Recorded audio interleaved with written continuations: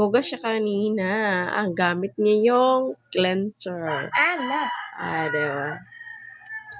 Para sa ubo niya, hindi kasi siya nagsimba. Kasi, ubo siya ng ubo. Malamig kasi sa amin dito. Diba? Tapos ng chikahan, dito naman tayo maghugas ng kamay. Pwede ito panghugas sa kamay.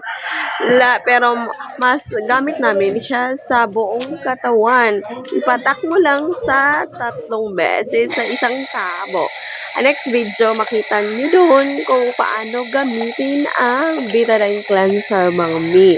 Tapos, ano siya, makawala ng asim, lalo na sa amoy ng bata o yung anak ko, lalo na kung galing maglaro, o diba, pawisin, tapos nangangasim. Pwede ito sa mga bata na ganyan.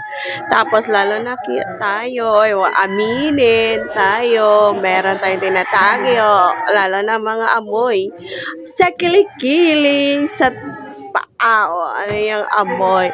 Pwede itong gamitin, mga mi. So, 3 times a week ko siyang ginagamit at saka sa anak ko.